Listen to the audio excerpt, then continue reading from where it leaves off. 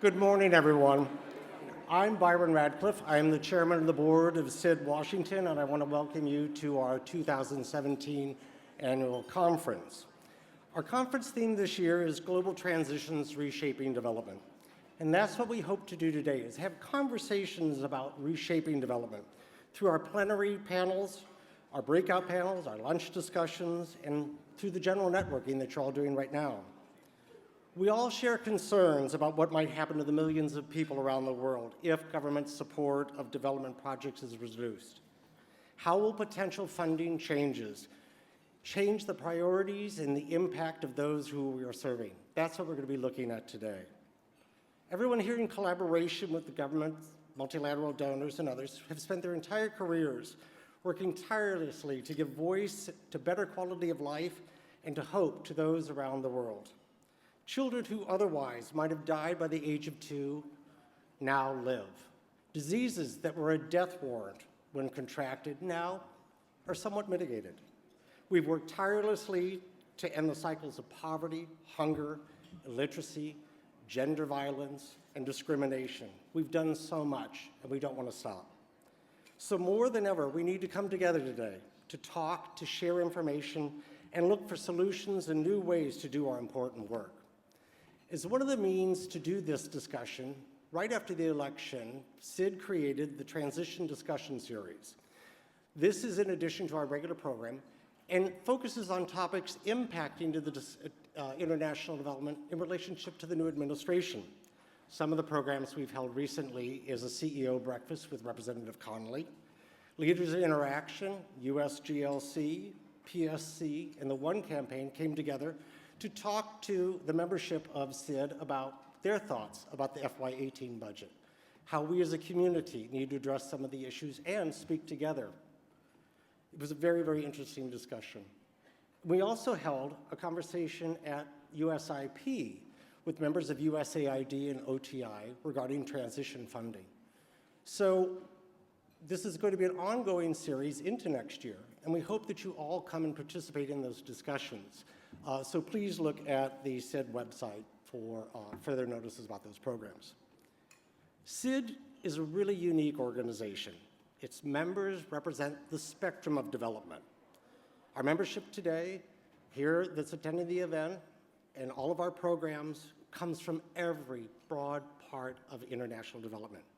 We have NGOs, private sector firms, consulting firms, universities, and government agencies. And in fact, this year, we even have representatives from the U.S. Naval Academy's International Program Office.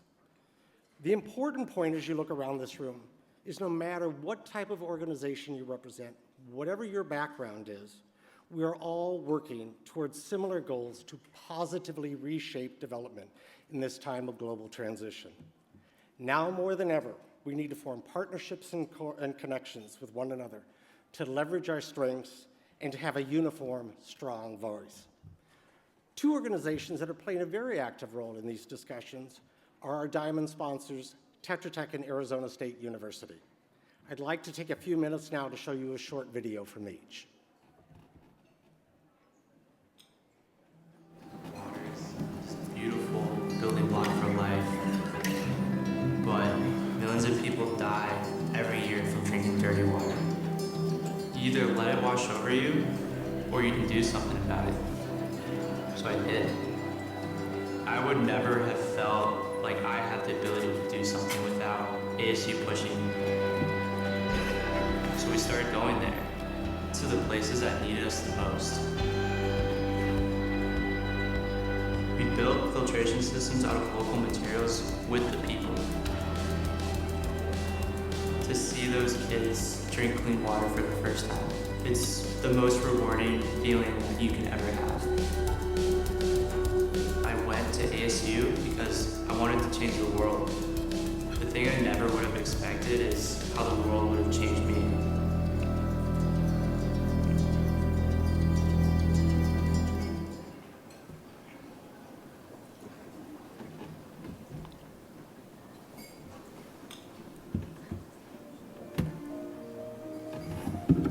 At Tetra Tech, we lead with science, and that comes from our roots, and it's embedded in our DNA.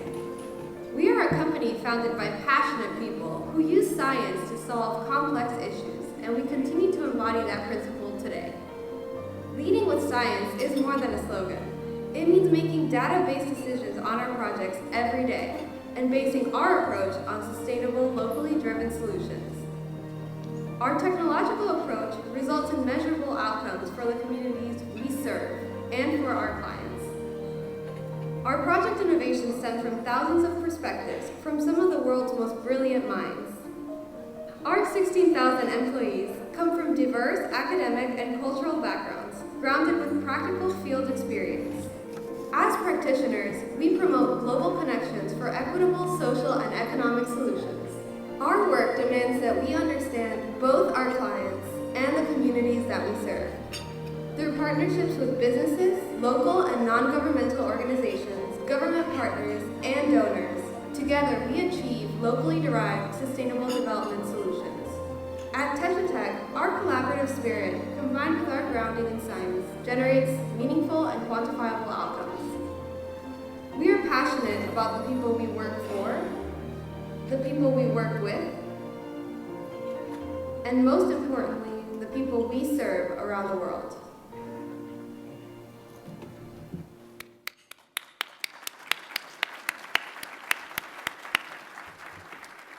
Events like today wouldn't be possible without our sponsors. And this year, 47 organizations have provided support for this conference. We're grateful to all of them for their support and sponsorship. We're now pleased to bring you our opening plenary, a discussion with two former USAID administrators, Peter McPherson and Gail Smith, which is being moderated by Dan Runde. Dan was SID-Washington's chairman before I took the role, and he's also the director of the Project on Prosperity and Development at CSIS and holds their William A. Schreyer Chair in Global Analysis. Dan and I have been friends for over a decade, and I remain constantly in awe of Dan's constant, energetic, engaging, and tireless work in international development. Dan's a very prolific writer and speaker, and I suggest you to go to the CSIS website to see some of his latest publications. I know you're eager to hear from Dan, Gail, and Peter, and so now, without further ado, I bring you Dan.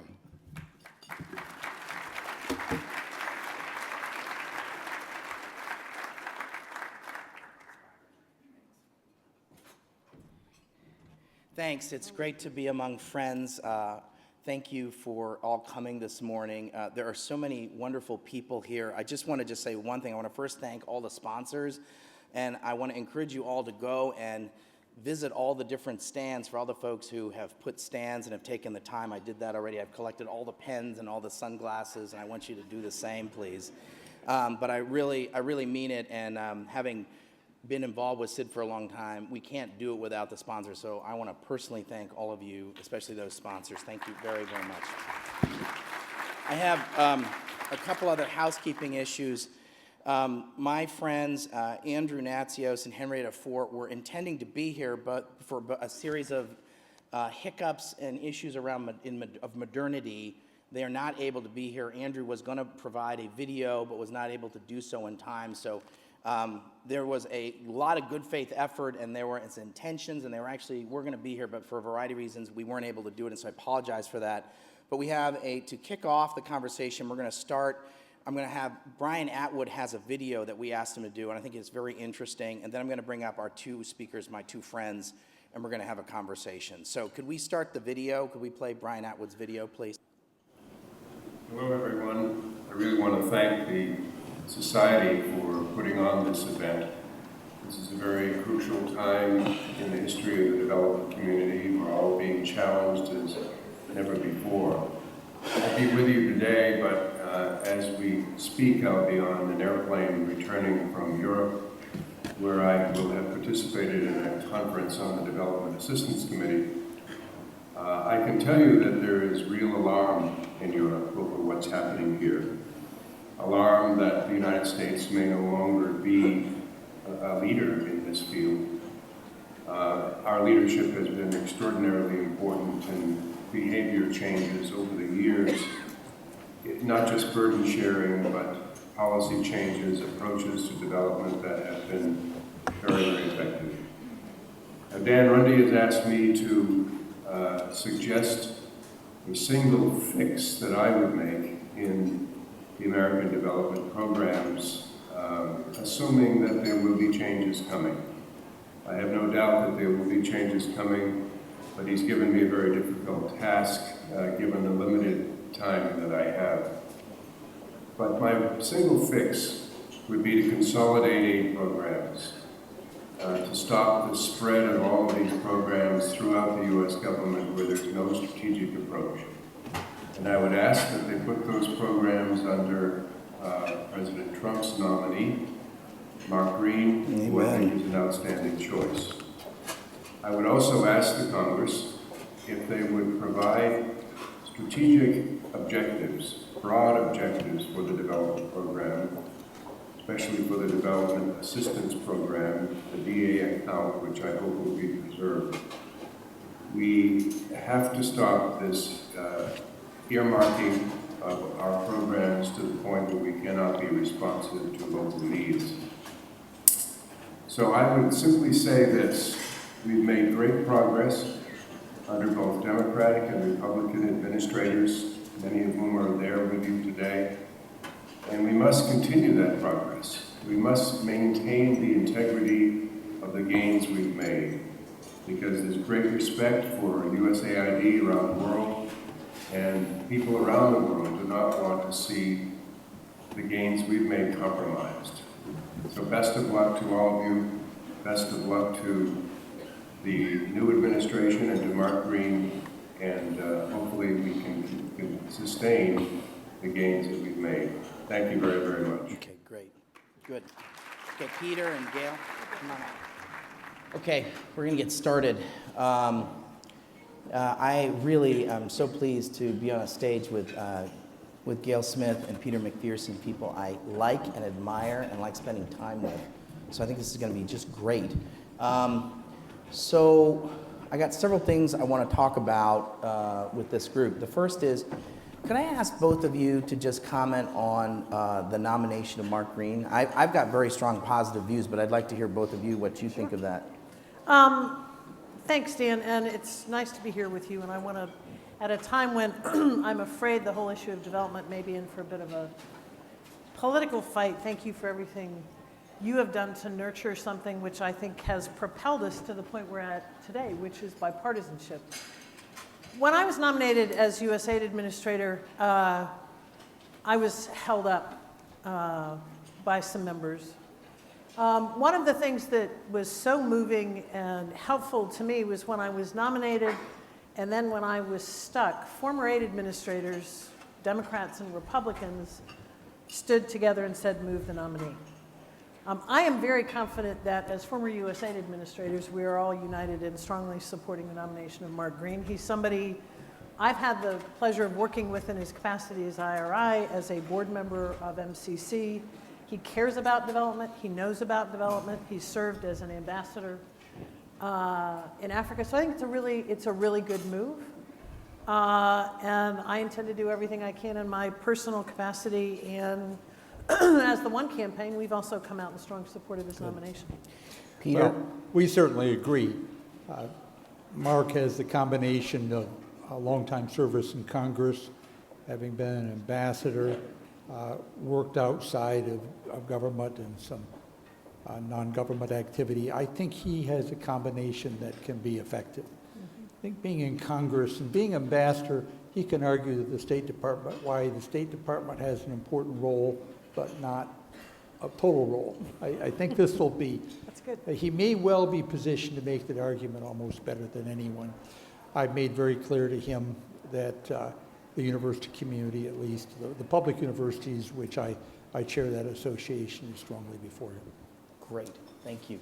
So I want to just say that my view is that Mark Green is probably the best person anybody in the Republican Party could have put forward as an aid administrator at this time. And so I want to just say this is the right person at the right time. And so I think that's good news. I don't know if he's had his hearing scheduled or not, but I'm hoping it's happening Yeah. There is this Republican-Democrat fraternity, sorority, Yeah. former AID administrators. I remember one of those calls I made for you, Gail, to a Republican senator. And I'm confident that this bipartisan group will continue to be strongly supportive of him and the agency. So I know that we're meeting at a time when should we all freak out, right? I mean, I think, or should we all, I'm assuming that's sort of the elephant in the room. Yeah. There's several elephants We in the should all room, freak right? out. And so I'm going to point to one of the trunks and say, should we all freak out? And I'd say that with Mark, if Mark is the next aid administrator, we don't need to, I think that's one of the reasons not to freak out. He gets development, and I think the other thing is, so I want to ask you both about, so one thing is when a president proposes a budget. Another thing is when the Congress comes back with a budget. Could both of you just comment from your experience about when someone puts forward a budget and then what the Congress does with that? I'm assuming there's those are two different conversations. Well, they're two very different conversations, and I assume that people here have a general knowledge of the budget. It's a hard thing to master in detail. I have a huge amount of knowledge in my head I don't know what to do with, given studying and learning about the budget. But we've got various bites at the apple. Now, the first move is of a president to issue his budget. We can debate whether we should be freaked out or not. I think, quite frankly, it's a pretty alarming set of proposals if you think, as I think we all do, that development is and should remain a key priority of the United States. The Congress ultimately is the decider, and I think in my experience, having served in 2 White Houses, it's got actually a lot more juice often than the executive branch. And there's a back and forth. Now, I think one of the very positive things is that when the skinny budget came out and then when the actual budget came out, I think we got very strong signals from Democrats and Republicans about concerns about the massive cuts to development assistance. And so while I'm alarmed by the initial budget proposal, I'm encouraged by the fact that there is congressional concern and I think intent to push back on that, but most importantly that is bipartisan. And a lot of it's Republican, not just Democrat. There's a lot of Republicans. No, it's bipartisan. Yep. I think, but Dan, I think if I look at the biggest change that I've seen in how all of this works, I was in the Clinton administration when aid was a political football. It was ugly. It was terrible, and it was partisan. When I look at where we've come today, it is in part because we've had not just bipartisan support, but nonpartisan support. We don't spend a lot of time. I've never asked Peter what he thinks about anything other than the things that Other we than the 150 account. absolutely agree on. Right. And so I think the fact that we have congressional intent to push back on the cuts and that it's bipartisan is really, really important. There is a period, though, that's called passback, where there's the volleyball game within the executive branch when Congress expresses its views, and then there's a back and forth between the White House and OMB and agencies. That's a very tricky, I've been on both sides of that. That's very tricky, and that's often where the rubber meets the road in terms of where cuts will be taken. Yeah, Peter, Well, I think there's bipartisan support for substantial parts of the AID budget. There's no question about that. And Congress will definitely want to change what the president proposed. The broader issue is the budget in Congress. You've got the DOD numbers, you've got other interests, we've got pressures to constrain what are huge deficits. So the substance of us is subject to a gross number for the state aid for the 150 account. So I think the fight is at multiple levels, principally, but to be simplistic, this 150 division, but also the overall number for 150 account. So when I said to somebody who was a leader in the democracy and development field, I said that I was concerned about what was put forward as the skinny budget, and I said to the person, I feel good that if Mark Green is confirmed by the Senate, that'll be important for development. And then this person said to me, yes, as well as Article 1 of the Constitution. So I thought that was a good answer, meaning the Congress. So I think we're in a different place. I think, Gail, you're right, from 20 years ago. I could speculate as to why that is, but I think having been in the Bush administration, I would say that some of it was 9/11 was sort of this eye-opening moment for many Republicans, as well as I actually think a lot of the work of USGLC and the One Campaign to understand why we're all interconnected. And let me move to that part of the conversation. So everybody here pays their mortgage on development. So I don't need to make the argument to this crowd about why does this matter. But I think all of you probably at Thanksgiving or at other holidays are like, family members like, well, what do you guys do? Are you in the CIA? Like, what is this stuff? And, come on. I mean, is this money down a rat hole, right? How does this matter? So here's the question, because I think this question has to be re-answered. It has to be re-answered in a thoughtful way for a new audience, yeah. Which is, how does this stuff, could you, both of you talk about, how does this stuff matter in West Virginia? And how does this stuff matter in Ohio? How does this stuff matter in Wisconsin? I'm not interested in how it matters to the 6 ring counties around D.C. and all of us here. Right. I understand it matters to all of us. I get that. But I want like both of you to just talk about how, so can we help arm our folks out here for their Thanksgiving conversations? Sure. And I think we've all probably had those. And one thing my mother still thinks, she's like, what do you do? What is this stuff? She's not. Sorry. Yeah. Okay, so we're going to have a petition, a long letter everybody can sign to Dan's mother explaining what he actually does.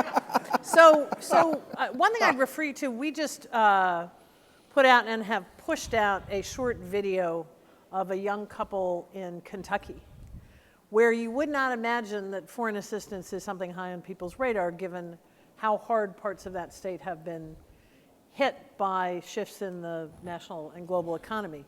And they are calling for and supporting foreign aid, and it's worth watching that and hearing how they explain it. I would say there's several things, and I think it depends on your audience.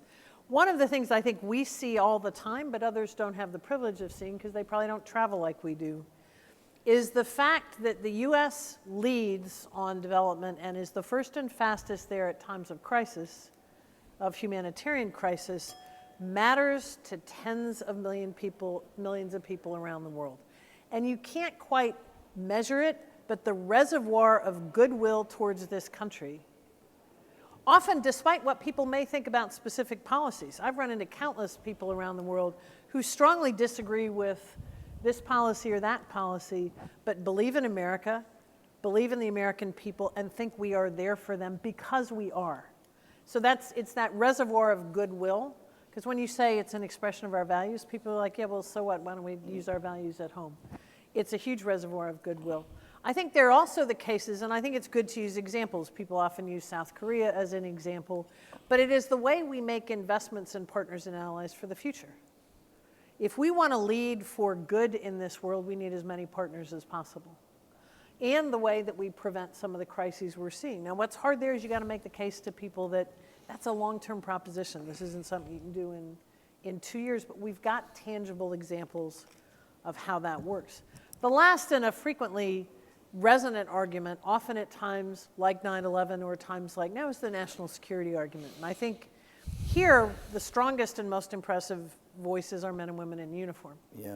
Who do not, by the way, make the case that assistance is important because it should be instrumentalized as an instrument for security, but that development is important because where you've got strong, stable countries that are open and where citizens have opportunities, you generally don't have wars. You have to put boots on the ground. Exactly. So I think it's those kinds of arguments. The good thing is we've got ample facts, quotes, and examples to use. And I think we've all got to marshal those because I think you're right. So Peter, you're president of Michigan State. You're, in addition to being aid administrator, you represent a number of public land-grant universities, some of whom are here in the audience. Why does this matter? Why does this matter to some of your members? And more broadly, how do I make the case at Thanksgiving for this Good to stuff? see Arizona State. Thank you, Arizona State. A great Yes. place. And thank you to SID as an organization, by the way. You played an important role over the years and for this session. One, I would pick up what you and Gail have said about security. Two, I think that Americans do respond to the humanitarian component. We got to be careful. It's not all we talk about, but they do respond, as lots of polls and donations to the NGOs and so forth make clear. Then you can take pieces of this. For example, in food, it's very clear. I was talking to a colleague that I dealt with in the 80s here from the Soybean Association. We had this discussion. What does foreign aid agriculture work do for American farmers and interest? Well, back in the 80s, I used to use a story, and it's still absolutely true, that back then we sold Korea more grain to feed the animals and chickens in a year than we had given in total after the Korean War as PL 480. So what you do, it's very clear. The American Farm Bureau and others have changed their position. We're working to increase the agriculture in developing countries. It's in fact a good for this country. I would also, you can take issue by issue. Take the health area. Now this is broader development, not just AID, but we've got this huge problems of diseases like Ebola and various other flus. Actually, the combination of ducks, pigs, and humans is a tremendous transmitter of diseases. To protect our own citizenry, we have to have a certain global monitoring and leadership. So Peter, if I walked into, I could think of a whole series of people who are senior White House officials or even congressional offices, and I started talking about, I'm really worried about, no offense guys, but if I'm really worried about health system strengthening in Sierra Leone or Liberia, I think I'd get thrown out of the office because they're not interested in that right now. But if I said, hey, do you want Ebola in Houston? It's, oh, no. Talk to me about that. So I think some of it's about how we talk about this, but I do think pandemics there's all these funny name pandemics that you can't pronounce that we've had in the last 15 years. I mean, that's a result of urbanization, the rise of the global middle class with changes in diet and air travel. And so we're gonna have one there's gonna be some funny name disease sometime in this term. There'll be some funny name disease. There was a breakout of Ebola in Congo, whatever it was last week. But I don't wish it. I don't want it to happen. But there'll be some funny name disease that'll spring up, and it's going to come, and it's going to be a threat to our shores. And that is going to be an eye-opening moment for a variety of folks who may not think about this stuff or don't pay their mortgages on. Is that a fair? You both agree with that? Well, look, I spent 14 months working on Ebola, and I can guarantee you that it will get people's attention as it did then. And if you recall, it's when we had Ebola in the United States that we got the biggest response. And there was the first, it was not called a supplemental, it was called an emergency allocation. And it was a unanimous, were they unanimous? Unanimous. Votes? So Mick Mulvaney voted for it, Rand Paul voted for it, everybody voted for it. Everybody was for it because the threat was real and immediate. And I think, where you're going is correct, Dan, that at some level you got to scare people into this, but I also think we've got to balance that, and it may not always be with the same people, with the other side of the coin, which I do think is a values-based side of it. And if you look at one of the other areas that has always provided support for development in the faith community, for example, I think you can find a number of faiths, the right to left spectrum, who also support this. So while I would agree, I've made the case about Ebola often, watch out, Ebola's going to get you unless you increase that number. It's under the bed. But I think there's a bit of a risk of too much emphasis on seeing this purely as a national security proposition. The one area it hasn't gone recently that I find interesting is on the economic side, is that if we want more markets with which we can trade and engage, we need to be investing in the development of those markets. And I would hope that would, in an environment like the one we're in today, perhaps resonate. My organization, APLU, basically the big publics, just after with a Kellogg grant after a year, delivered a major report on what public universities should do with food writ large in the context water, energy, carbon footprint. That include health too, in effect. And we've now delivered this report. We had a long talk with the Secretary of Agriculture a couple days ago. It's clear that not just now, but in past years, there's a strong domestic case for why the U.S. needs to play a role in the world, and really for our own self-interest. It's trade, it's health. There's a strong domestic case, and that was essentially the case that we've been making, and we think that we need to look. We need a whole of government effort. Peter, aren't we the Saudi Arabia of agriculture? I mean, we're the greatest agricultural power in the world, right? I mean, I think, how are we going to, let me ask you this, I'd like to hear from both of you. There's a series of challenges in the world. There are several, I'm going to do a little, infomercial for myself, so I hope you'll forgive me, but we did a paper on A Tale of Two Paths, where we talk about this isn't your grandparents' developing world, and there's a whole series of challenges, that there's a lot of countries going towards South Korea that Gail mentioned, then you got 30 or so that are broken, failed, weak, and failing states, and that's where a lot of our security problems are, and that's where and so development and how we organize ourselves are going to have to think differently based on that. But one of the things we're going to be facing is how are we going to feed 9.5 billion people? I mean, Peter, you were working on agriculture before agriculture was cool. So how are we going to feed 9.5 billion people, Peter? And then, Gail, how are we going to do that? I'd like to hear from both of you about that. Well, you have to increase. The general view is that we need global food production by 2050 of about 60% increase. But of course, it's not an overall figure. Some of this is what food production in Africa and so forth. But as I said a moment ago, think about it as not the Green Revolution only, which was so critical. We drove production numbers. It's today got to be in the context of water limitations, of energy costs, and environmental concerns. However you wish to say that, they're there and present. And it takes, it's a complicated process of technology is very important. We don't have the technology, in our view, currently to do this.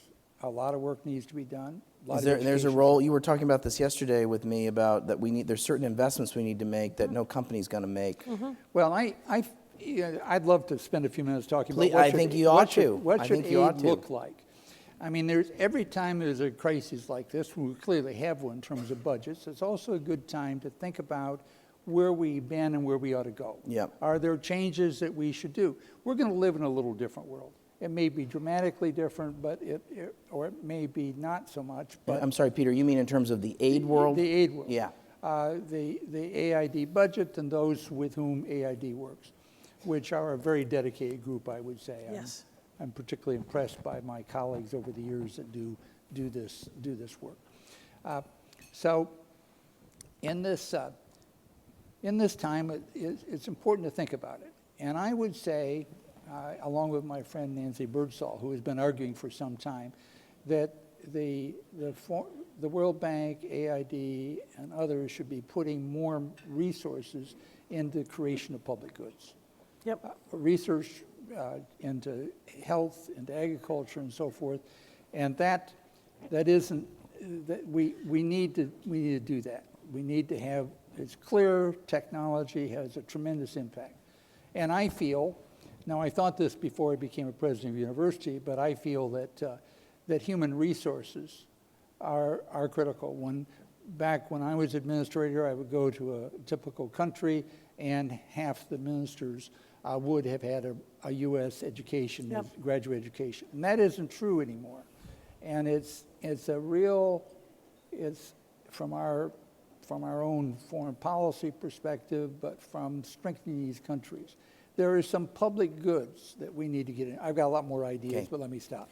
Okay, Gail. Well, I would agree 1,000% with everything Peter just said. And I think that the challenge we face is that I think many of us inside government and outside government have started to do that. And we've got a bit of a foundation to build on. Are we anywhere near where we need to be with respect to public goods in light of what Peter's referencing of global resource scarcity? No. But when you get back to the budget, if you take Peter's argument, Feed the Future is something that I'm quite proud of, which was an effort to invest in agricultural development, build on the leadership we were seeing from the African continent. This wasn't something that we imposed. Increase our investments in research, not sufficiently, but a start to turn around what had been a utterly shocking decline in investments in R&D. Use things like the Global Lab to help spawn innovation and do that first tranche of finance that nobody else will provide. The building blocks are there, and the data and evidence is in. If you look at the reports that came out in the fall of the impact on incomes, on stunting, and on production, I find it confusing that it's not in the budget, particularly when we had bipartisan support for legislation authorizing it under the Global Food Security Act. I do think this is an area, though, where we've got an opportunity to build a broad coalition in support of the big 150 number, but with this as an example. Peter mentioned water, the environment, agriculture, research and development, innovation. It's a private sector role, there's a public sector role, there's a role for American universities. Pulling all those groups together to say, hey, this matters, is what we need to be doing in this, what I think is the fight of our lifetime. To not, as Brian said, with his very white eyebrows, which both Peter and I will. Very distinguished. They were like neon. We're not as young as we are. No, Brian's eyebrows were like my hair. It's like awesome. I can say that. I worked for Brian. So, but at any rate, I think it's one of the issues that we could come together about because there are a lot of practical dimensions and it unites a lot of constituencies. I want to talk about, I think we've got 60 countries going towards South Korea. There's been some talk about closing aid missions. Yeah. So if you were going to have to close 5 or 10 missions, what would be the screen that you would use for that? I wouldn't use a screen because I think the problem with screens, there's this pretense that you've got a white piece of paper and you say this kind of country is like this and this kind of country is like this. And what we see is countries fluctuate. Yeah. There are moments of opportunity and moments of crisis that mean, oh, damn, my very nice chart doesn't work anymore. I would look at rethinking USAID's regional missions. There have been multiple iterations over the years of what a regional mission is and does. I think that could be far more strategic, and I think technology affords us a lot of opportunities. So rather than say in West Africa, for example, we're going to have criteria or we can only have X number of missions, so we're going to close them, because my fear is somebody's going to say there are this many, let's cut 25 off the list. Very bad way to do it. If there were a big, smart, well put together regional mission there that could work with multiple countries, there might be bilateral missions in some countries, aggregate the resources that are needed for a robust USAID presence and engagement, but also work with ECOWAS, the regional economic market, which is something I think aid needs to do more of, and I think is doing more of today than it was, because that's the trend in Africa, where there's a move for regional integration. So I would look at the combination of regional missions and bilateral missions. I'd also develop a better capacity to deploy a fast kind of stand-up mission that might be present for a period of time. Like a pop-up mission. Kind of a pop-up mission. That's a good, I like that. There you go. I like that. I'm A in the think pop-up tank mission, business. They pay me to do this stuff. But quite seriously, it's nice to be paid to think, isn't it? Deep thoughts, deep thoughts. Because part of what we need is agility. And neither the budget nor the systems that underpin how we manage resources is necessarily built for agility.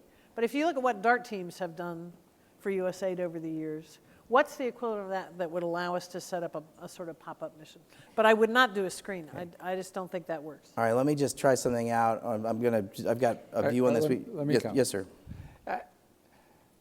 The core to AID's effectiveness over the years has been presence on the ground. Yep.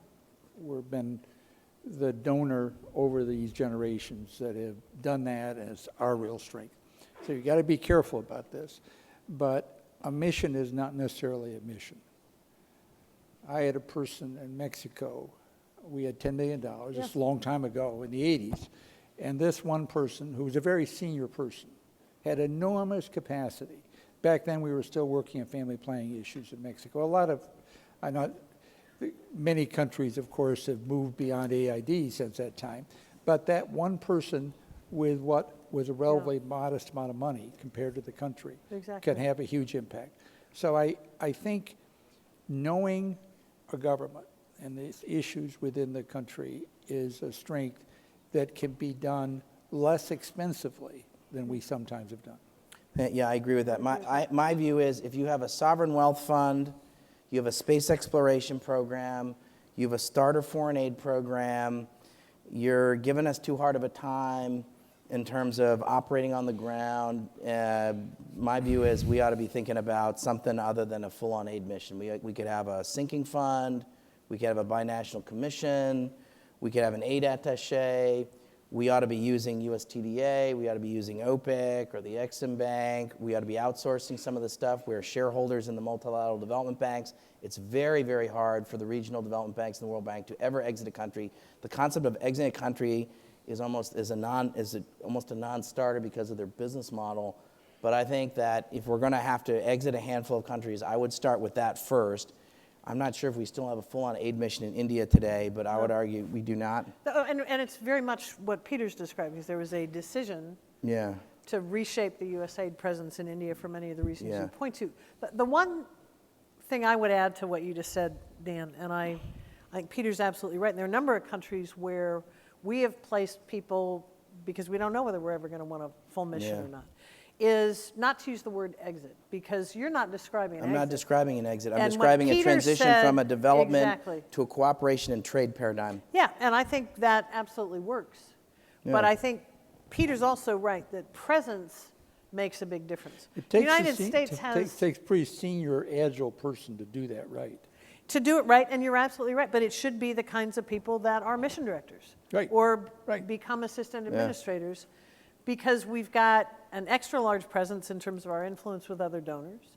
We've got an ability to engage with governments. And Dan, when you're pointing out, countries that may have some of these other programs but have huge development deficits, there's a development diplomacy function that USAID can employ, I think, to push understand on them that, on but I understand that, but I think in this environment, if I had to pick, I have a hard time justifying spending $100 billion in India from the USG. I'd be much more comfortable saying, you know what, Asian Development Bank or World Bank, you got the ball on this. We're going to set up a sinking fund to do X or Y. And I think our friends at the State Department who think, well, if we've got this $100 million program in India, we're somehow going to swing their vote in the Security Council with a $2 trillion economy. I think we're living in a different planet. I think that's, right? Yeah, absolutely, but nobody. Yeah, Security Council votes cost I'm not sure. Yeah, they're costing $100 million. I'm not sure you need much of an India program at all. I agree with you. Yeah, I don't think it's a program. I think it's a presence. It's some presence to, now, the presence might be in connection with some health issues. Yeah. And India is, of course, a major power at this juncture. Sure. You asked me to think about ways I'd like to change AID. I want to get to that. So here's the question. So I think we're in a world where you've got, as I said earlier, we've got countries, some of whom are going to, we shouldn't have a full-on aid program anymore, or we could think about. We could have some kind of a different kind of a relationship. We don't have a full-on aid mission in South Korea, and there's a whole series of countries that are going to follow the path of South Korea, and so our relationship needs to somewhat rhyme with that. And then we're going to have these difficult countries, and so frail and fragile and weak states. So I think we need an AID to think based on sort of that strategic landscape. But I would say, so putting aside, let's operate as if we have a Republican House, a Republican Senate, and a Republican executive branch. So let's operate as if there's not going to be a standalone cabinet agency for development. So you can't use that that's a cop-out answer. So and I wasn't assuming either of you would say that, but if you can't do that, that's a bad premise. Okay, but I'm serious. I think it's very unlikely. I don't think it's a serious answer in a politically realistic to say we're going to get a standalone cabinet agency for development. But you may be right. There's also a time when nobody thought we'd get debt relief for big movement on Okay. HIV and AIDS. So I do think from an advocacy perspective, Sure. I think going for the big idea is not necessarily a bad idea. But I think you're absolutely right that from a practical perspective, in a 4-year time frame where we assume your assumptions are the case, Yeah. it's probably not our most realistic bet. I Yeah. do think, though, you're getting to something else that is out there that, in terms of what do you do with AID, I think is as critical as the budget, which is this Reform and thing reorganization. but here's one thing I got to say on the reform side, and I think I take some responsibility for this as former administrator, but I think all of us need to also put out the fact that aid has done a ton of reforming. And I give credit to my predecessors, and I give credit to the administration I was a part of, and to the Hill, and to many people like you, Dan, and others who supported it. Is it perfect? No. But aid was not, 15 years ago, publishing as many evaluations as it is today. Aid was not using data the way it is today. Aid was not changing course on a program based on what the data and evidence told us.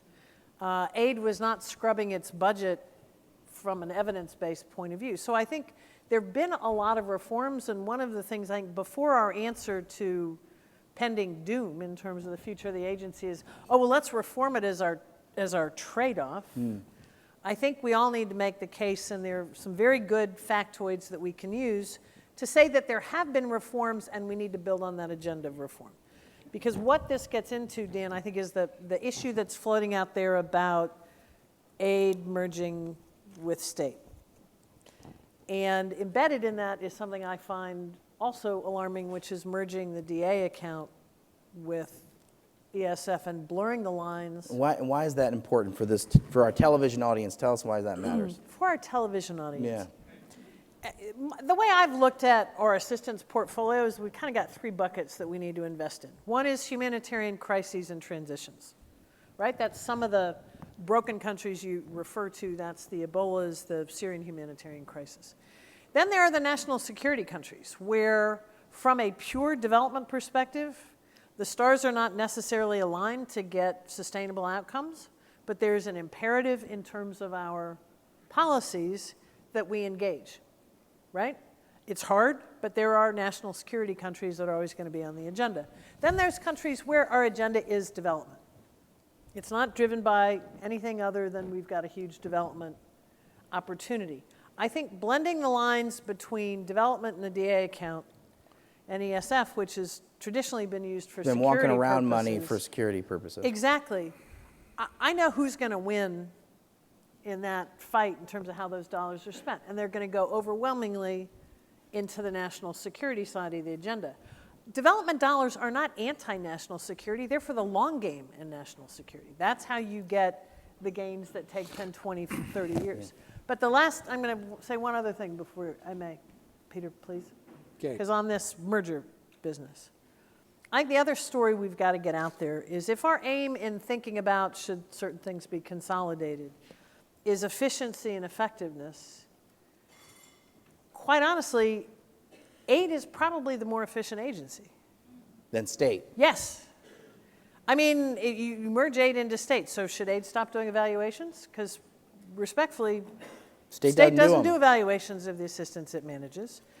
We would have to, and we used to joke about this, but we would have to sell aid's IT systems and buy old ones.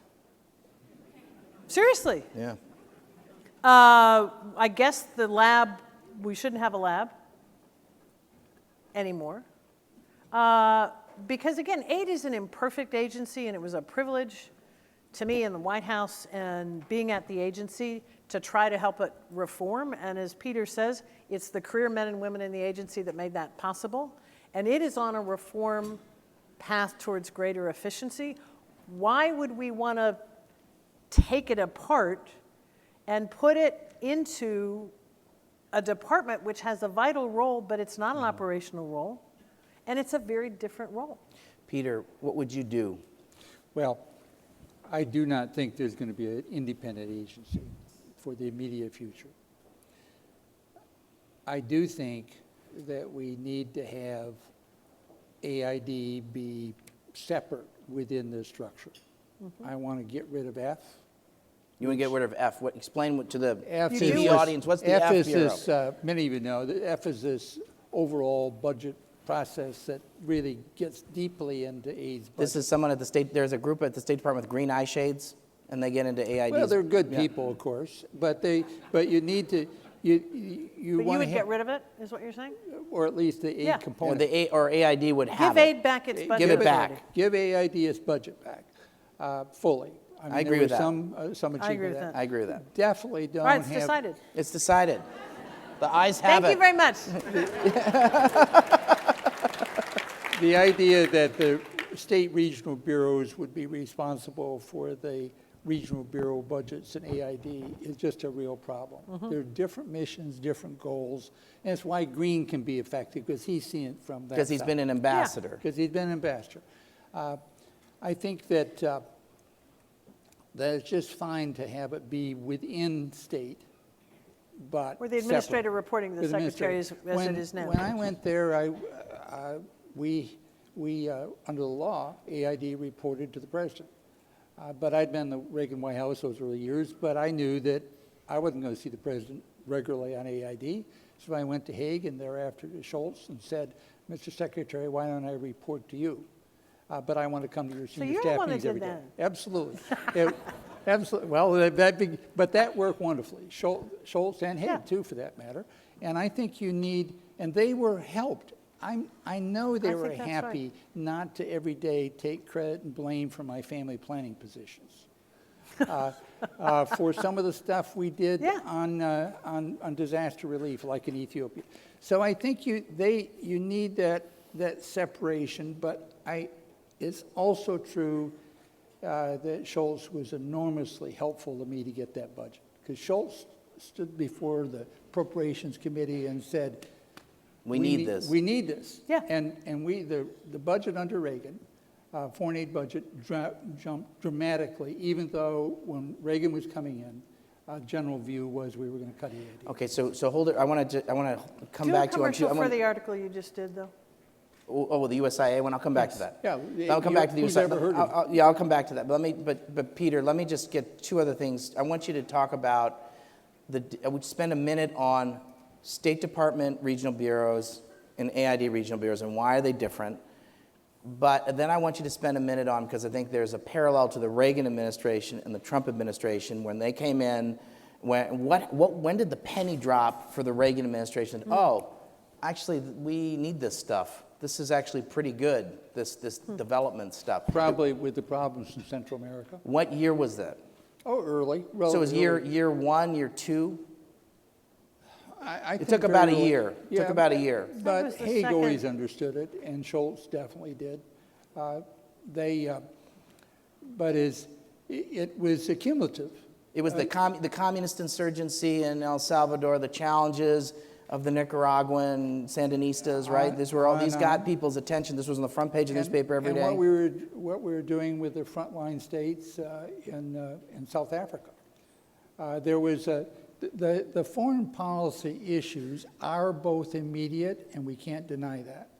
They are immediate, and they often need resources.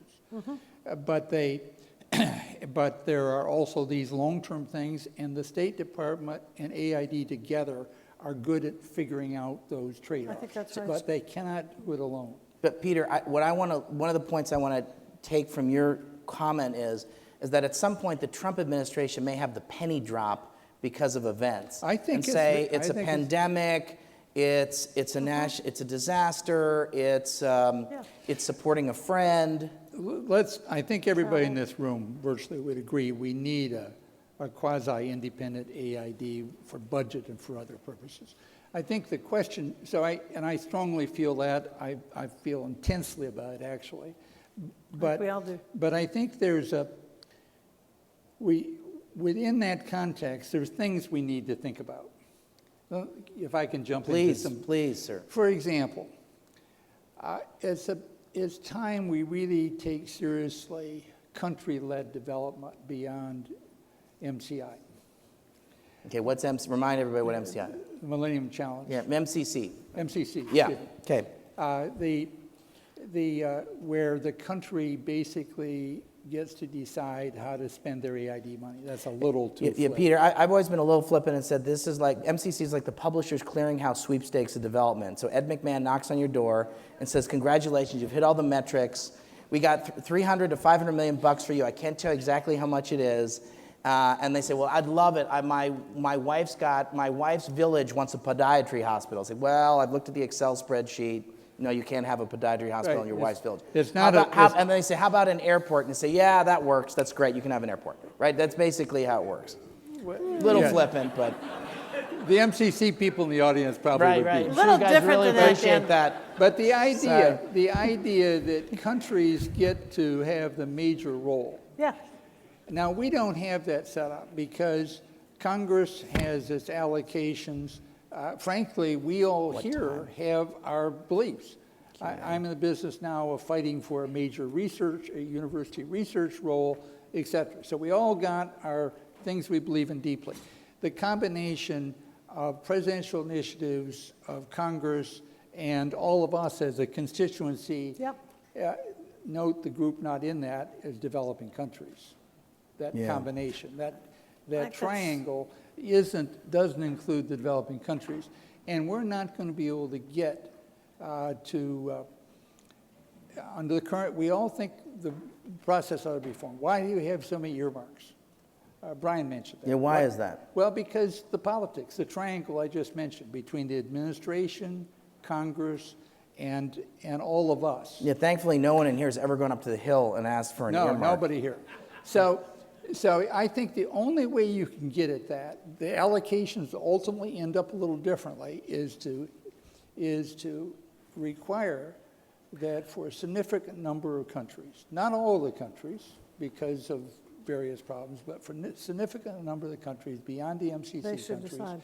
that in fact there be a requirement that there be some decisions or recommendations to countries. That's the way to deal with Congress.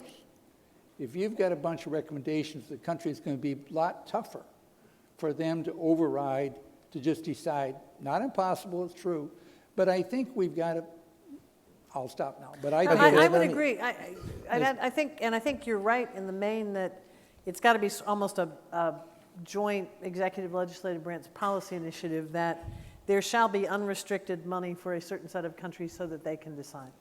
There are two other things that would help us get there. One is, and I think we've all, as Peter suggests, advocated for certain parts of the budget. right, because we believe in them. But particularly now when we're looking at a proposal for cuts that are massive, I think arguing But for do the you believe they're top going to line- actually happen, Gail? Do you think those I cuts are don't really think, going I to happen? think Congress is going to push back, but I don't think we're going to end up with a flat line. No. I think we're going to end up with a reduction. I think that's a Right. problem. Yeah. Because of the overall budget Yeah, pressure. because the overall budget pressure, the debt ceiling, this is not happening in isolation. There's politics, I've heard, there's Yeah. stuff like that. But I think what it means for all of us is something Peter said at the beginning, is advocating for the top line of the 150 account. I care about certain pieces of it, but we need to be also all making the point for the top line. But the second thing this gets to is the issue of reform. I was at USAID at a time when I would argue its relationship with the Hill was not only at the bottom, it was like so far below bottom, it was terrible. I also had the honor of being there when I think it was the best it has been in decades, which was when I was last in this room saying farewell and not very long ago, and I think that prevails now. Part of the reason it's better is that aid has become more transparent and more accountable, including because of these evaluations, and had an ability to go to the Hill. How many times somebody walked in my office and said, we have a problem, we're going to go up to the Hill and tell them about it? That isn't what used to happen. And there is a growing confidence, I think, among staff and members in the agency. As that confidence increases, the willingness to grant the agency the flexibility to operate outside of earmarks increases. It's not as big as your proposal, but I think it's one of the things we need to keep pushing on. So you've all been very, very patient. I need to open it up. I'm gonna come back to both of you at the very end to give you kind of like a 2-minute kind of deep I have a thoughts. couple other reforms I I know. want to toss in. Okay, so what I'm gonna do is let me put it, Peter, if you don't mind, let me put it in the parking lot. Somebody will ask you about And them. I have more too. come back and give you each 3 minutes to talk about that, but I know I've been given the signal several times I need to have people join in. Let me make one other point, which is that we're starting a bipartisan task force on reform and reorganization, two different things. We announced it yesterday with Senator Todd Young, a Republican of Indiana, and Democrat Jeanne Shaheen of New Hampshire. We're meeting 3 times in the month of June. We're going to produce a report in July. That's warp speed in think tank world. Half of my job at CSIS is to stop stupid things from happening. And so we just also produced a report on what I consider a botched merger, the botched merger between USIA and the State Department 20 years ago. You can go Google that. I did that with my colleague Shannon Green at CSIS. Really good. So take a look. Yay. So It's a great piece. we're going to be doing a public event on that merger in a few weeks, so watch this space. Let me just make one other point. When I talk to presidential candidates in various cycles, in the last couple of years, what I have said to them is, if we don't meet the hopes and aspirations of developing people, they will take their business to China. So that hasn't come up in this conversation yet.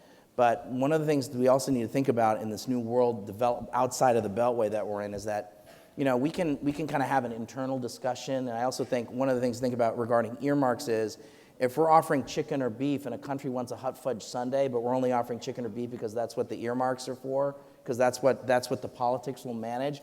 And the Chinese will say, well, we got tons of ice cream sundaes. They're going to go with ice cream sundaes. So what do I mean by that? Look at the Asia Infrastructure Investment Bank. Everyone know what that is here?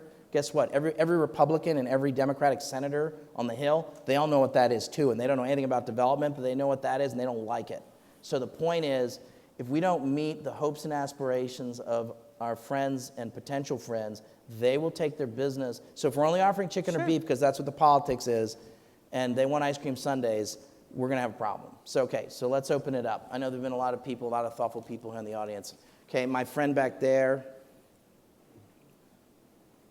You don't have your friends out there. And everyone so you get extra credit if you keep your comment or question less than 45 seconds, and I'm happy to cut you off after 45 seconds. So go ahead. Dan, I know you so well, Okay, right. my former board member. Thanks, Dan.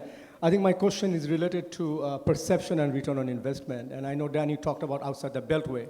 So I'm specifically asking because in my current job after I left SNV is traveling a lot. And I'm meeting individual donors across the country, including Midwest. I think one of the question comes up again and again, their perception of the government and whether government agency is doing the right job in return on investment, which is connected to USAID's perception.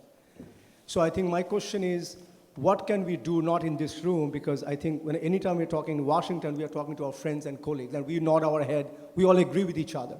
But the conversation is different outside the Beltway. So question, Dan, and to all of you, what can be done to get the grassroots movement so the Congress understand the need and they react to the budget and the conversation? Okay. Well, I need a part-time job outside of the office, so maybe we could talk about that afterwards. I'm just kidding, but we should actually seriously consider that, Neil. Let me come back to that. Okay. Over here, we're going to bunch 3 or 4 of these together, and this gentleman over here. Goodness. Okay, while we're waiting, hey, buddy, with the microphone, I want my friend Melissa Logan here in the meantime. Okay. Hi, Melissa Logan with Chemonics. I want to build off of Neil's question because I think a lot of times we talk to ourselves in language that we all understand. In technocratic gobbledygook? That's right, but for example, my friends in right. West Virginia don't understand. Yes. I have a home there. I talk to people, and they're like, what do you do? My husband works for FEMA, so you can imagine what they really think about the two of us together.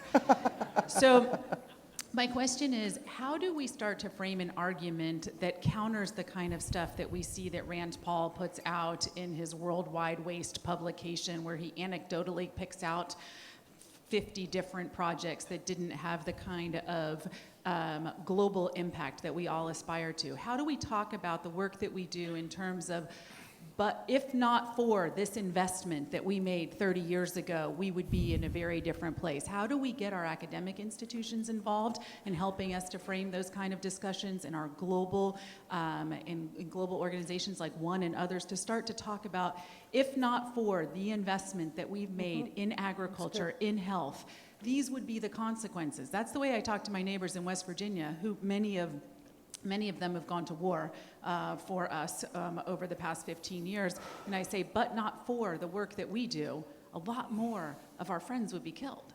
How do we start to talk about that in a way that can get to those folks in West Virginia and Kentucky? Thank you. Okay, good. Okay, good. Are we not having enough microphones? What's going on?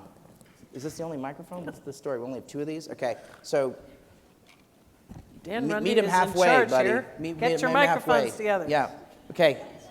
Eric Boyle with ICF. As former USAID administrators, what messages would you have for the rank and file of USAID as well as USAID's other Don't panic partners? and don't quit. Well, that's exactly it, though. During this time of uncertainty, there are going to be people who are shopping their resumes around. There are going to be businesses who are thinking about investing in other things that have something to offer, for USAID and global development writ large. Okay. And this is a several month, couple year long process. Okay, that's a great question. I want to get one more. Let me just get one more. I'll get 4.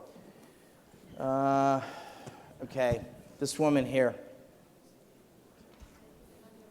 No, microphone. Joan Gayoso from GW. So I don't know that your mic's on. I can't hear you.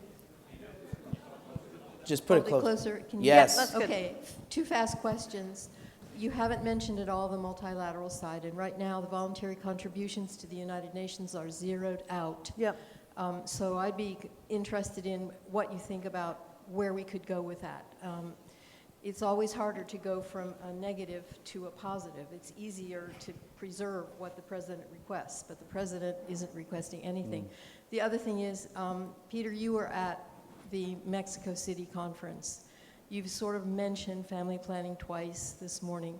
I'd be curious what you see happening for the U.S. role as we move forward. Thank you. Okay, a lot of questions. Well, Wait. Do you want to go first? You go first. okay. Well, I think family planning continues to have a very important role. You look at the population increases, particularly in Africa, and we need to deal with that. We've gone through various phases of the Mexico City policy. We need to continue to fight this battle. The people don't generally understand that in some parts of the world, this is an issue that's very much present. Let me comment about the AID employees.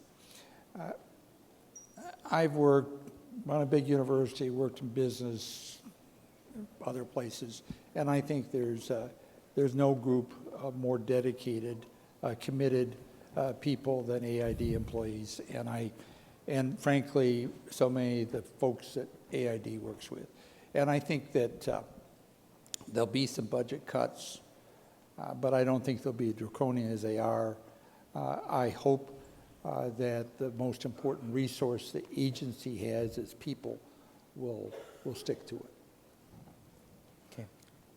Let me take that one first, because I genuinely don't think I would have been able to achieve anything I did, or Peter, anything you did, or any aid administrator does without the career men and women of the agency. And so I would say to you, hang tough. I will support whatever decision you make. I hope you don't quit and hang together. But I would also say something to all of us. I'm old enough to have lived through a terrible time in our history where anger about the Vietnam War was directed at the people who fought and not at the decision makers. And I think we've learned a lesson from that if you look at how the U.S. military is regarded today. I don't think we've yet learned that with respect to our civilian men and women, and I think all of us need to push back and speak out on behalf of the career men and women who work for USAID or the State Department, who served you and your administration with the same conviction that they served us. So that's, and I think we would all agree on that. Just a couple other quick points. I think to the other 2 questions about how do you make that argument, and I think yours is a very good, I will take it back to the office, if not, but, if but not for, if that, those words.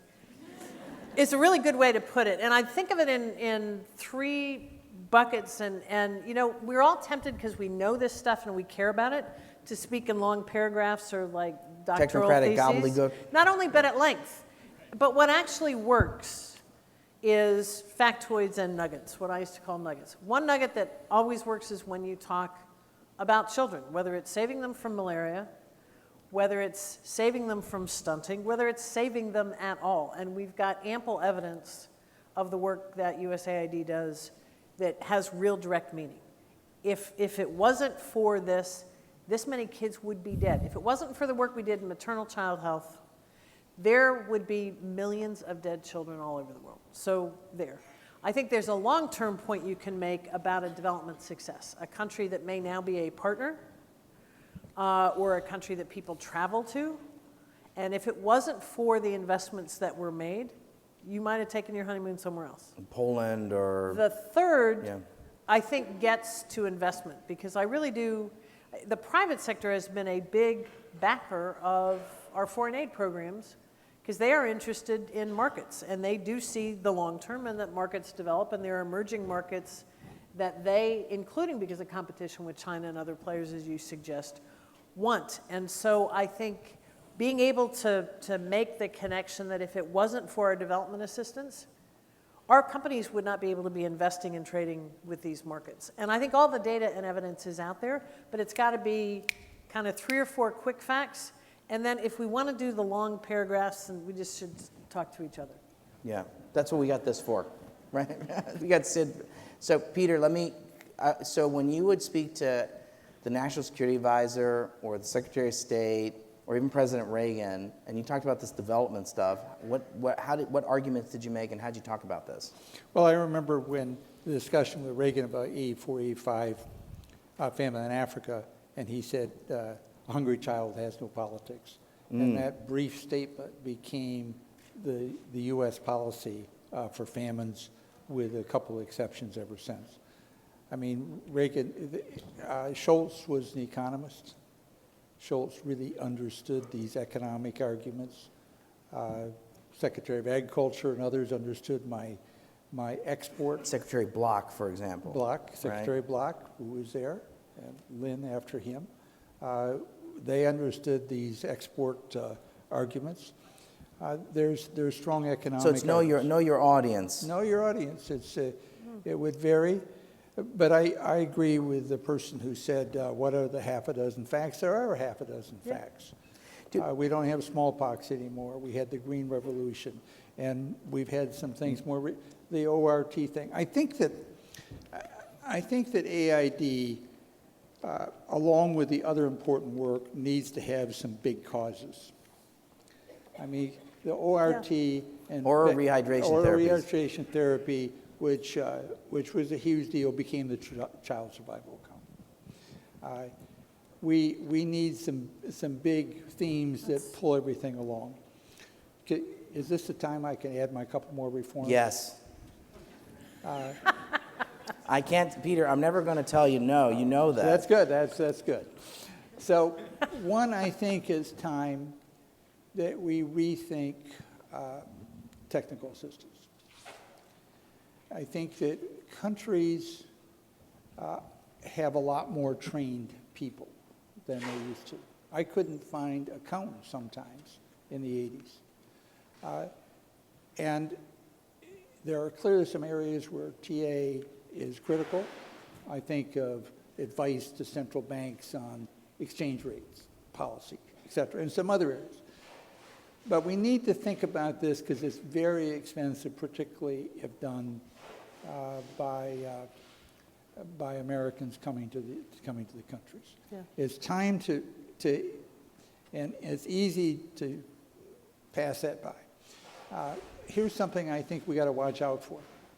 I fought the huge battle in the 80s against mixed credits. Mixed credits was a combination of AID money to reduce interest rates or payments on major projects or business projects. And it was going to just eat us alive. Yeah. And we were able to stop it. Secretary Jim Baker, we got an international agreement on this.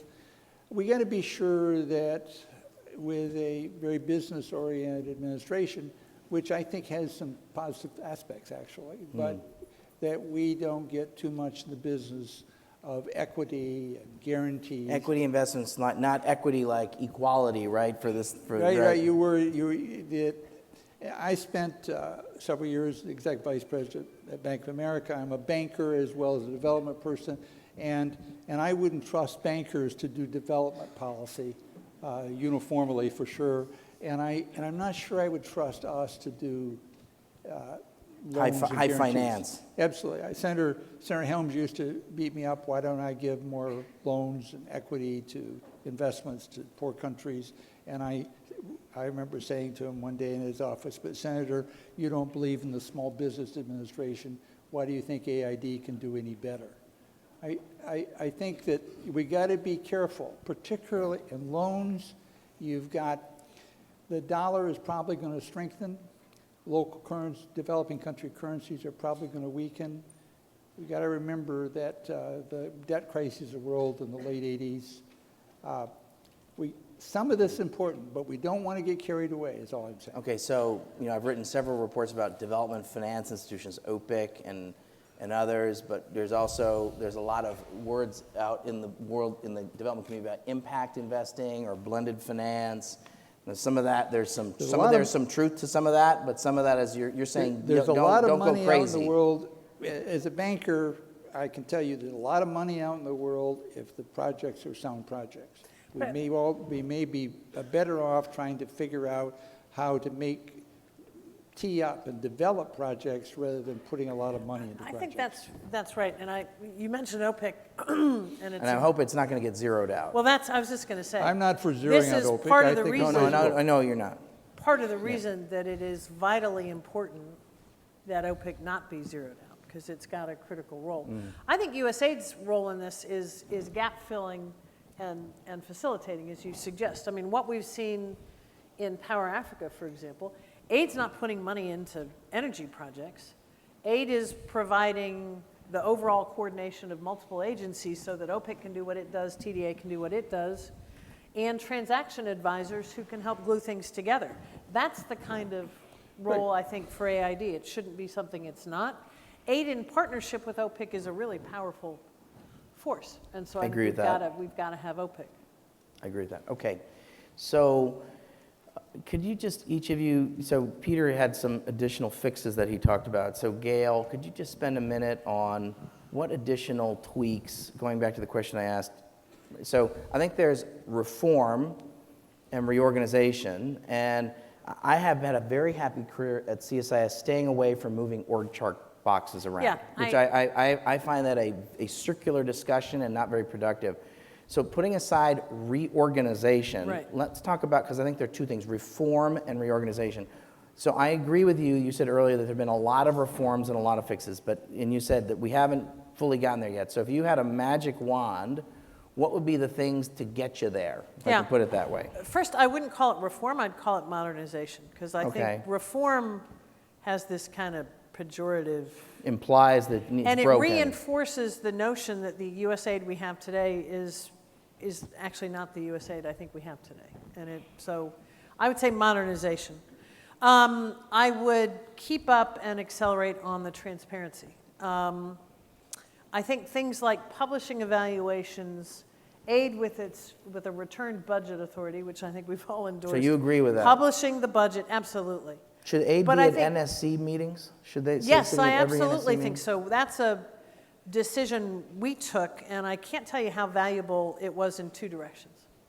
I think having a development perspective at the table when the U.S. government is grappling with some really hard foreign policy challenges was absolutely critical.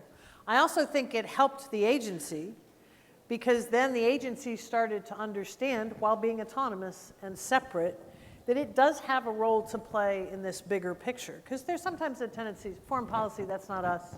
Well, actually, we're part of the U.S. government. Right. We were, I was, I don't know what tense I should use, being in this building.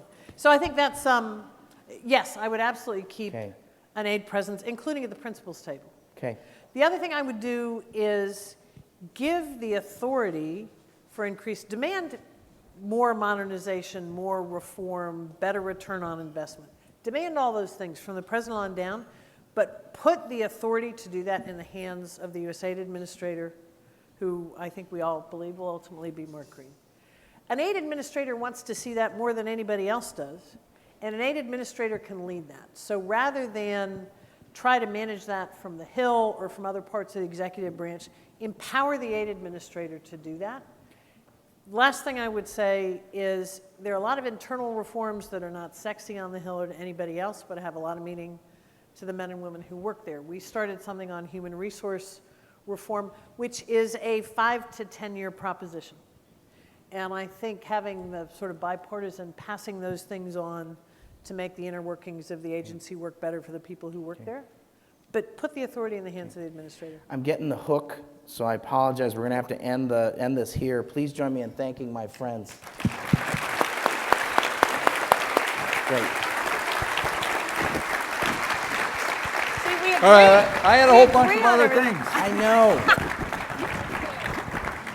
Thank you. Thank you, Dan. Thank you, Gail. And thank you, Peter. And also thank you, Brian, so much for doing this. We switched things around a little bit on the program to be conscious of some people's schedules. So we are now going to make a presentation of our Rice Award. And I have the fun job of introducing you to this year's winner. But before I do that, I just want to mention some of you may have, which one works? This one. Some of you may have noticed somebody doing a drawing over to my left here, and I'm sorry that you folks here can't see it, but you can look at it afterwards. This is a graphic recorder.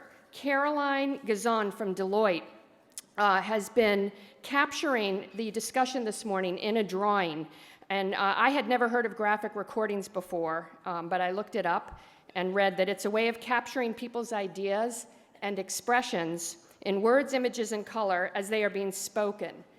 So it's pretty neat, and we'll have her work on display later today out near the registration area, and we'll also try to get it on our app. But just wanted to explain what was going on there. So thank you, Caroline.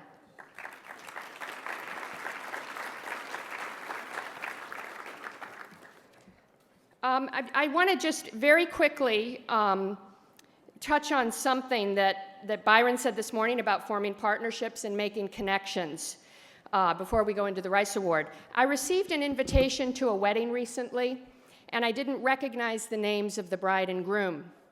And then I noticed a little note in the envelope that explained that these people had met at the SID-Washington annual dinner last November when we honored Carrie Hessler-Radelet.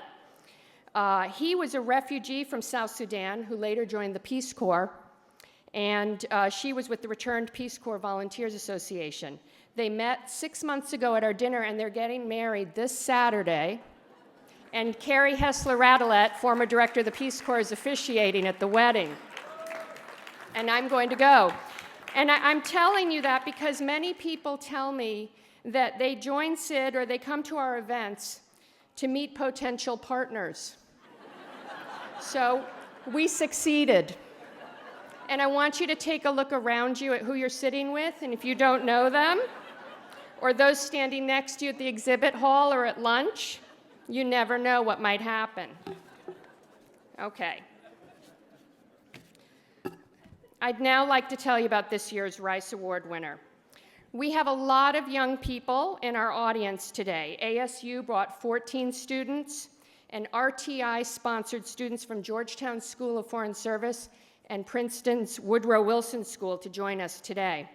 And it's important to include these young professionals and students in our programs because you are the future. And that's really what the Rice Award is all about, too. As many of you know, Andy Rice was the founder of SID in 1957. He also established an award it was named the Truman Award at that time, in 2003 to honor leadership, innovation, impact, and commitment demonstrated by a young person in international development. The award was renamed the Rice Award after Andy died. And each year a committee reads through applications that we receive and selects a winner. And I also want to point out that one person on our committee is Andy's son, Will Rice, and he's here today in the back.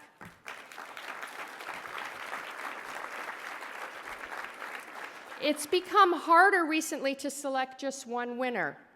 Last year we had a runner-up, and this year we had so many outstanding applicants that our committee decided to name 2 runners-up and 5 honorable mentions. It was really, really hard. The applicants hailed from 12 countries around the world, including Albania, Bangladesh, Cameroon, Georgia, Guatemala, Malawi, Morocco, Pakistan, Tunisia, the Palestinian territories, the UK, and the US. And they focused on virtually all sectors of international development. Their stories were amazing and inspiring, and we are delighted to have with us here today 4 of our 5 honorable mention winners and 1 of our runners-up who came all the way from the UK to be here. Our honorable mentions are Aya Al-Jamili, Emma Clark, Amin Hale, Catherine Tan, and Korzi Rakshand. And they're sitting at that table there with Will Rice.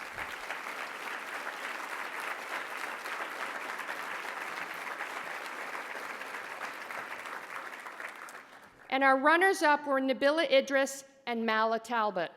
Nabila is the founding president of the youth organization Community Action in Bangladesh, which has engaged over 700 students in various community service activities, such as building tube wells in remote regions of Bangladesh after a cyclone, providing meals to over 25,000 homeless people, and starting scholarships for needy students.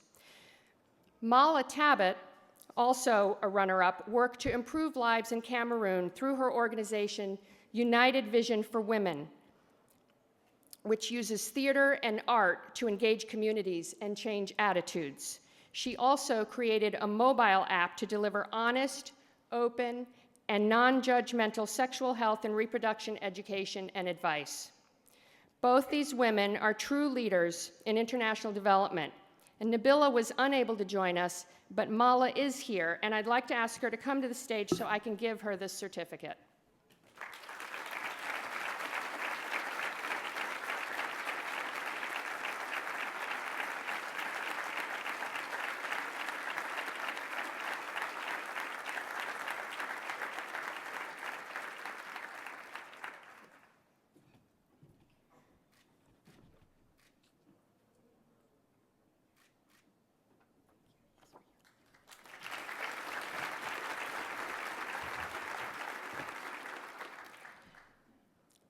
Pascal Masuba's personal statement in his application begins like this: I grew up in a poor town of Sierra Leone, a looming relic of a nation that had been through a decade civil war that killed thousands of people, left many others amputated, and plunged the country into acute poverty. I took this adversity as motivation to help people most in need, teenage girls becoming pregnant at a very tender age and then forced into early marriage, children suffering from malnutrition, and women in need of functional reproductive, maternal, neonatal, and child health care. And this is what really made Pascal stand out to us. As a young boy, his greatest concern was the treatment of women and girls around him. How great is that?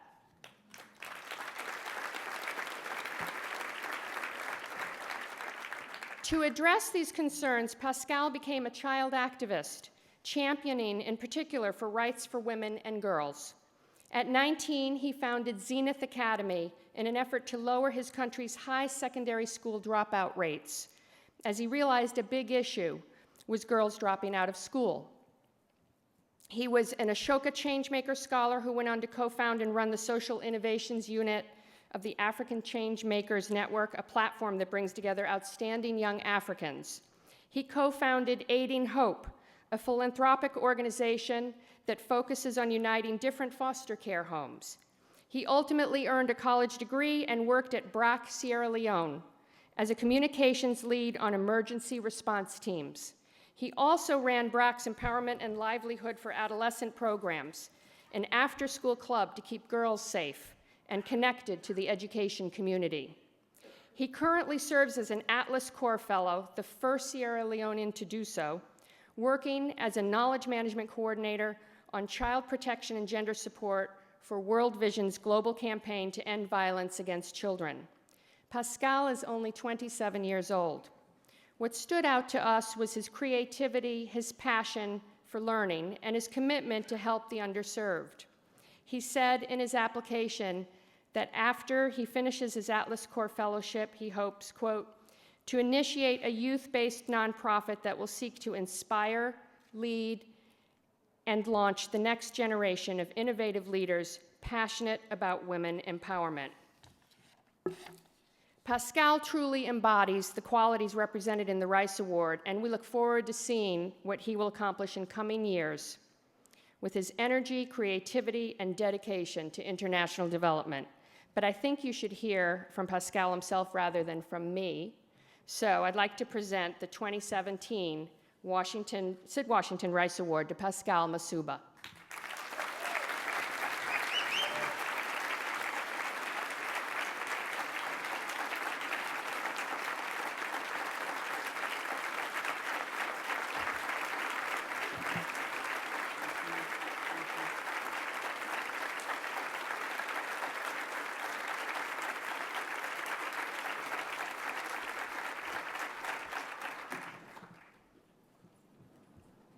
Wow. Now I think the bar is set so high for me. So just thinking about my friends, they used to say, Pascal, you've advocated so much for women, and now it's like you have a heart, like a female heart. So for the past years that I've been working for children, just a short disclaimer that in the event of presenting, I might present like a child. So I want to thank God Almighty for this great day, and I want to say a very big thank you to the selection committee and all staff of SID for the Andrew E. Rice Award for Leadership and Innovation, and to you all for your presence on this occasion. How I so wish words could express the level of joy I feel in winning this award. I'm so honored. I grew up, as Catherine said, I grew up in a poor town of Sierra Leone that had been through a decade civil war that killed thousands of people, left many others amputated, and plunged the country in acute poverty. I took this adversity as motivation to be a child advocate for Search for Common Ground, later completed a degree in information systems because I'm so interested in technology for development, and then seek to help people most in need of help. So in 2009, I never knew I was even 19 years. After realizing that most of the girls in my community dropped out of school for failing to pass their college entry exams due to menstruation, several other issues, I started the Zenith Academy with my own fund on a very small scale. That was a safe space that provided home remedial education to more than 150 school dropouts, promoted social interaction among peers, learning through drama and music, and counseling and livelihood skills training. The academy became a social and safe space where girls felt comfortable to discuss their problems and receive support. It was so interesting. That was my favorite part of the club. This was how my career in international development all started, thanks to my parents and Frances Fortune, who were always there for me. I later joined BRAC under the BRAC International Young Professionals Program for 6 months in Bangladesh. Don't know about the Bangladesh, and definitely after that time, I could hear most of what they were saying. There, I worked in different remote areas for over 2 months, and it was there that I was exposed to a critical social issue that is evident in my society, but mostly a taboo for people to speak about: menstruation. Exactly the same stare I get when I talk about it. What is this thing about Pascal and menstruation? In these areas, I experienced firsthand the difficulties and constraints faced by women and girls in accessing safe sanitary facilities, as they mostly use torn cloths infected with bacteria as PAD. This was the dawn of a new era in my life, and after several sleepless nights, I realized that this was also predominant in my country, and even stopping children from attending schools. Our society holds the belief that menstruation is a disease, and that during menstruation, young girls are unclean and hence should be forbidden in holy places of worship. This discrimination is unbearable and human rights violation.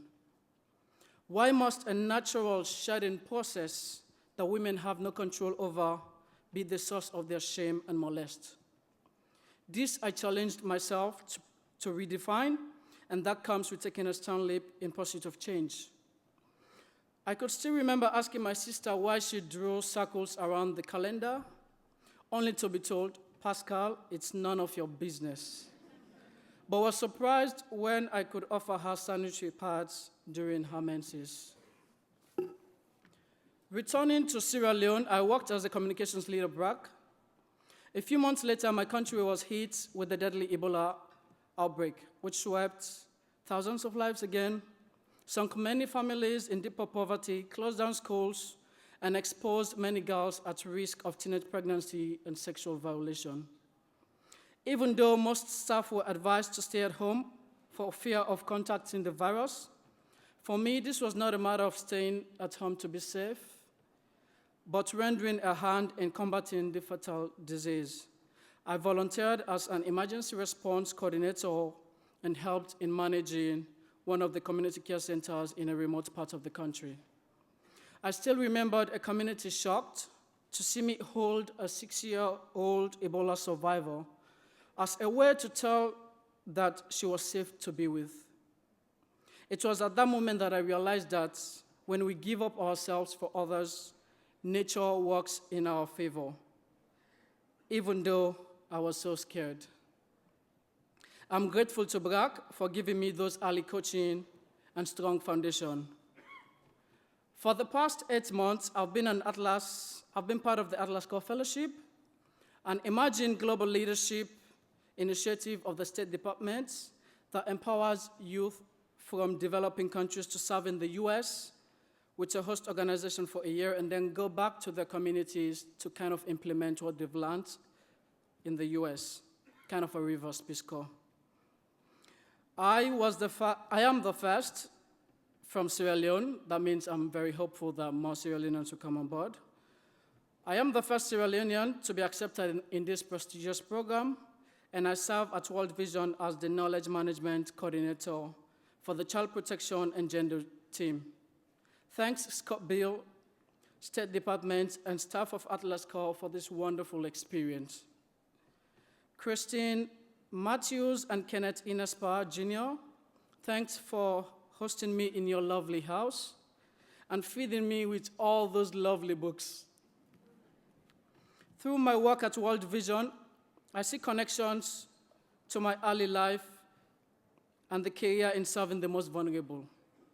I have been supported by others to achieve my dreams, but for thousands of children in the world, this is not the case. Over 1 billion children a year experience violence, physical, sexual, and emotional violence, including abuse and neglect. Violence impacts a child for a lifetime. Children who experience violence are more likely to have poor health over the course of their lifetime and even die younger. Violence and exploitation affects a child's ability to attend school and can even reduce their capacity to learn, affecting our collective efforts to improve education. Child marriage and sexual violence impact our investments in maternal and child health and effort to address maternal and child mortality. And so, we must prioritize ending violence against children. World Vision has joined with a global partnership to end violence against children, UNICEF, Save the Children, Child Fund Alliance, and SOS Children's Village to declare that all children should be protected from violence by 2030. Protecting children from violence and exploitation will involve all of us. It requires multi-sectoral strategies involving governments, society, faith and traditional leaders, and communities working together along with the inclusion of children. We have the tools to protect children from violence and exploitation, but it will take all of us working in a very new way. We will need to draw on all our work in health, livelihoods, economic development, education, child protection, and water, sanitation, and hygiene. We will need to work in partnership towards a common goal of a world in which children grow up protected and thriving. We hope you will join us in our shared vision. I hope this award inspires all of us to look at the younger generation. To the younger generation who feels like the world is going against you, stand up and be resilient. Let this story of my economically challenged upbringing inspire you that your background or your past should never define who you are. Only if you dare to be different and take that giant leap towards being the change for the most vulnerable children. If I can do it, I believe you can even do better. And it's only when one generation plants trees that another generation will get the shade. Today, I dedicate this award to those who struggle for a world in which children are protected and thriving. I commit to always being there with you throughout this journey, and I hope you all will join me. Baika, which is in my mother language, which means thank you very much.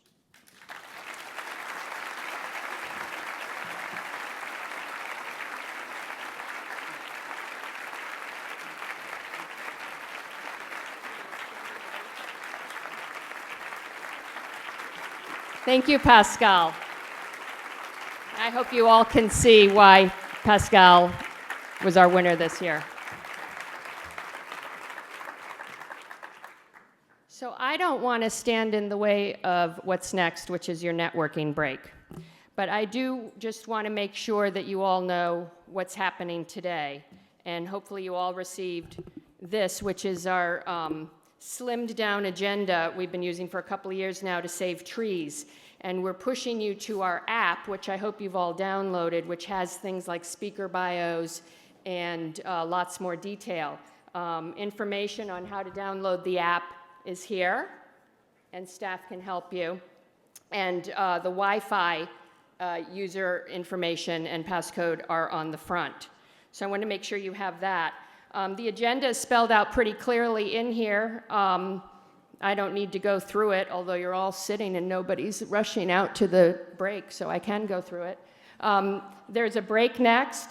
Then we'll have, the exhibit hall is open in the atrium, so please stop by and see our booths. And then we'll have our morning breakout panels across the hall in the atrium ballrooms.